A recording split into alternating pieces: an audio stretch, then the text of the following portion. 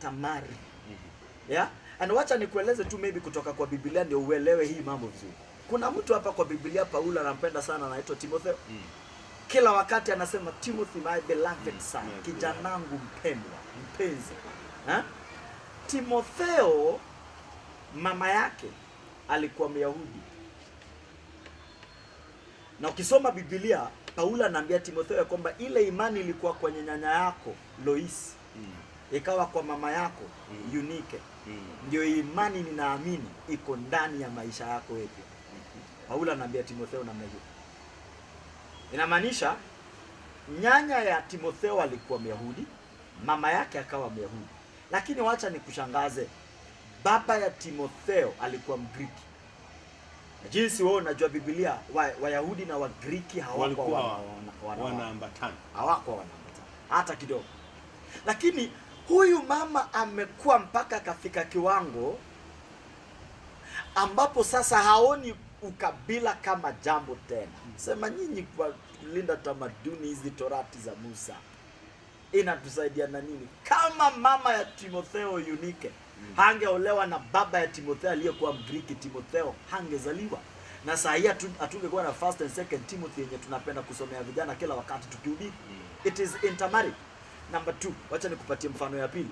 Ili Musa aje awe kiongozi mzuri, Bwana alimpeleka akaishi mahali ambapo ukabila ulitolewa kwake.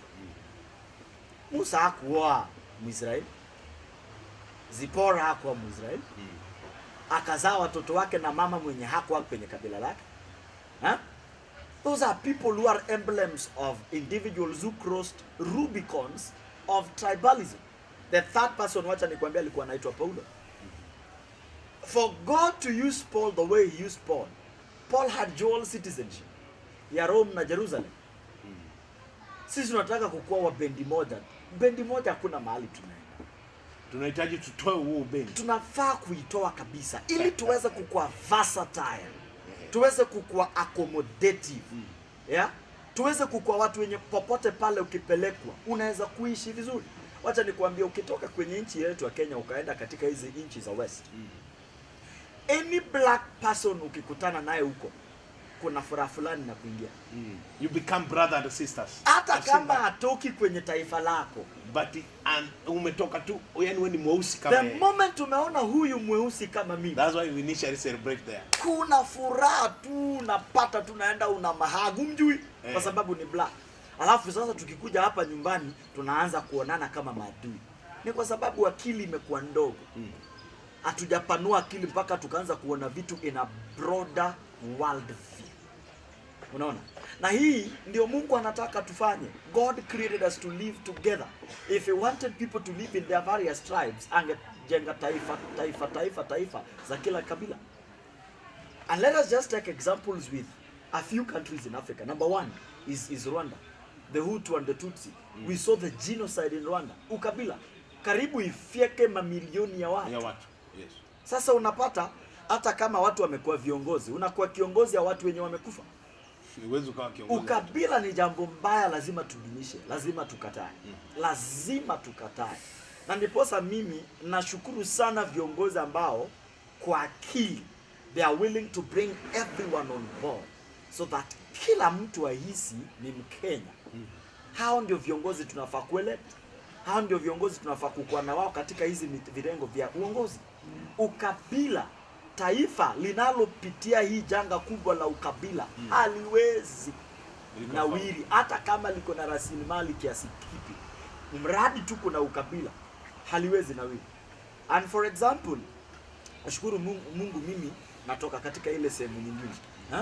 Wakati kulikuwa na handshake kati ya Uhuru Kenyatta na Raila Odinga, angalau watu wa Nyanza wakaanza kuona development. Wameanza kuona kazi zinafanywa, mabarabara zinatengenezwa, stadium zinajengwa. Wameanza kuona at least kuna development. Hii miaka yote yenye watu wale wa Nyanza wamekuwa kwa opposition, there was nothing, simply because of tribal divides. And are they not Kenyans? They are. Exactly.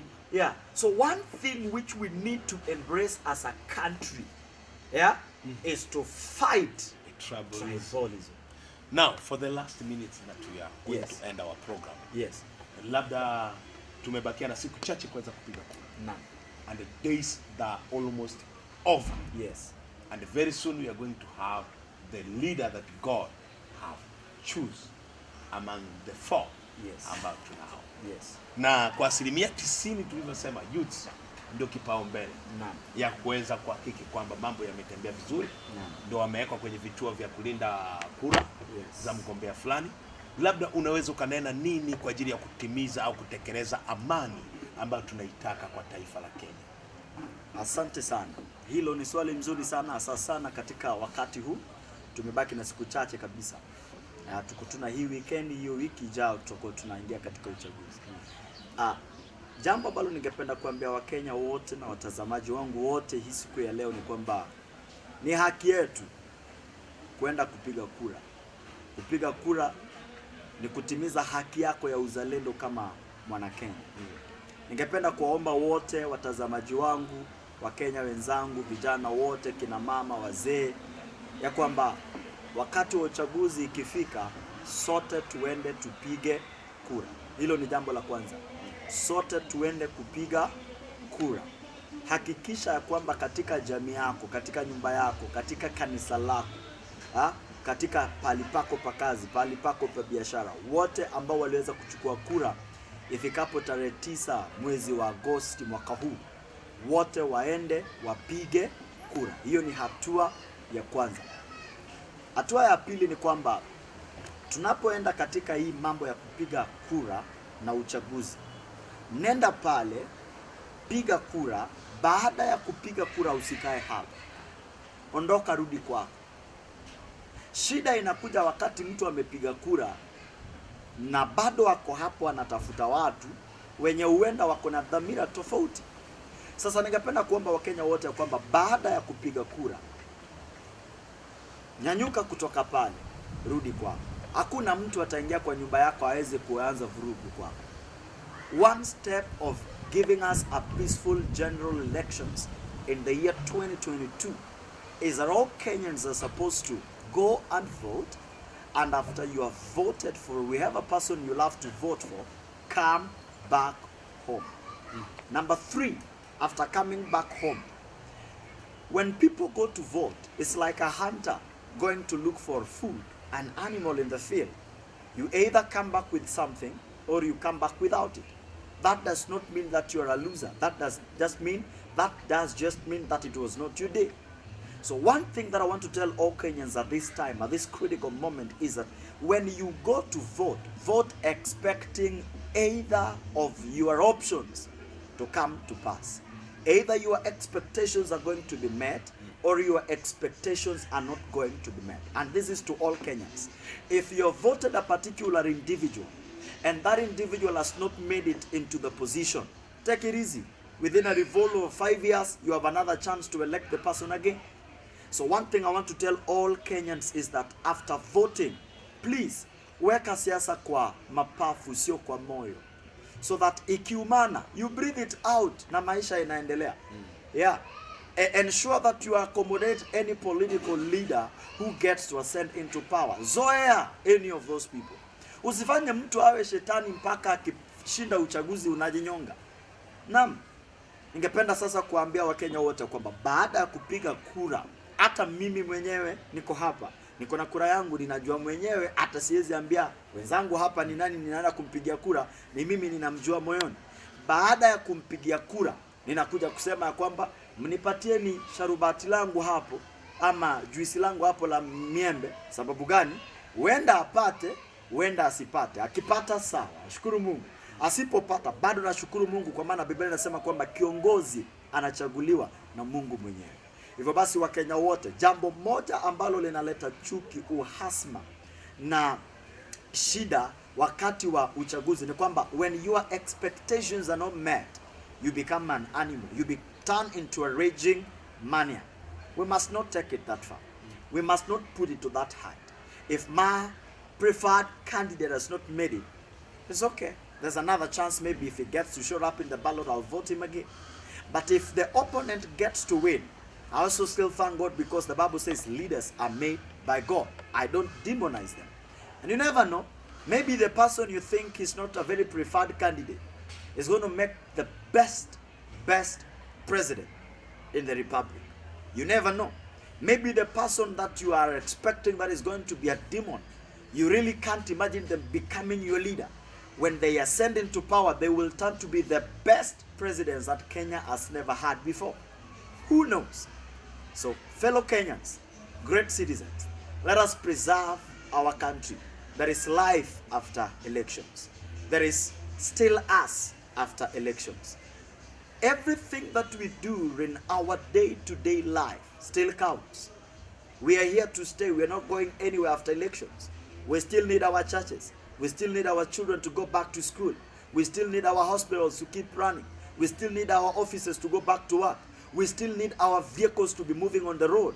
We still need to have a stable country with freedom of traversing in any part of it, personal programs as our daily routine claims. So my take as a Kenyan, as a good citizen of this great Republic of Kenya, let us preserve our country. That power is not in the CS of Interior. That power is not in the hands of Chebukati and the IEBC. That power is not even in the political leaders that we are trying to vote into power. That power begins with you and with me. We can choose not to fight one another. We can choose not to throw blows at one another. We can choose not to hail assaults and abuses at one another. We can choose to remain calm. We can choose to remain peaceful. We can choose to remain sober, that we keep the hems of our country held in position. So my request to all great citizens of the Republic of Kenya is that we have a life after elections. Let us not burn our own country. Let us not burn our own children. Let us not burn our own pride. Let us not burn our own lives. That in every general elections, we throw weights against one another and we do things that we cannot do when we are living a sober and a good life. I want to ask all Kenyans, please endeavor to exercise peace during this period. This would be my kicker. This would be my take. And as the church, we play a very fundamental role in calming the political temperatures in the country. As the church, as the clergy, as the men and women of God, as the people of the cloth, let us encourage peace. Let us encourage harmony, because we still need our churches with Kikuyus in them, with Kalenjins in them, with Luos in them, with Koreans there, Luyas there, the Teso, the Digos, and all the tribes, the Turkanas, the Wajias, the Isiolos, all these people, we still need one another. The peace that we have enjoyed for the last 10 years, I pray, let us maintain it. So that after all this, our churches will come back and we will thank God for everything and soldier on like nothing ever happened. Otherwise, that would be my take. Thank you so much. Great viewers. Thank you so much. We are much humble. Asante sana. Tunashukuru sana kuweza kuwa pamoja na wewe katika kipindi hiki. Asante. Labda kwa yule mtu aliyejiunga pamoja na wewe katikati ya mahojiano na hajafahamu unaitwa nani, naomba unaweza kujielezea unaitwa nani, na pia kumpa ukurasa, anaweza kupata wapi kwa ukurasa za mitandao ya kijamii. Asante sana. Asanteni sana watazamaji wangu kwa muda mzuri ambao mmeweza kuchukua kunisikiliza siku hii ya leo. Kwa majina naitwa Amani. Katika masuala ya kunitafuta katika mitandao, ninaitwa Amani Lifting. Kwa Facebook ukienda pale utanipata kwa Amani Lifting. Ukikuja kwa YouTube, hapo pia niko na mambo mengi nimeyasema hapo. Mahubiri, kazi kubwa ambazo Mungu amekuwa kitenda, utapata kwa Amani Lifting. Ukiingia pale kwa YouTube, andika Amani Lifting, utanipata hapo. Hapo pia kwenye Facebook pia niko na page yangu pia inaitwa Amani Lifting.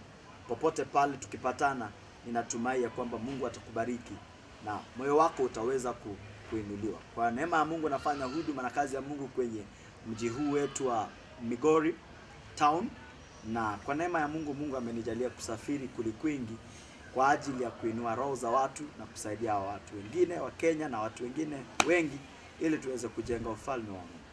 Nashukuru. Asante sana mtazamaji wa Pure Africa TV na mtazamaji ambaye umekuwa pamoja na sisi katika siku ya Friday Open Mic talk show ambayo tumekuwa na mgeni wetu Aman Lifting.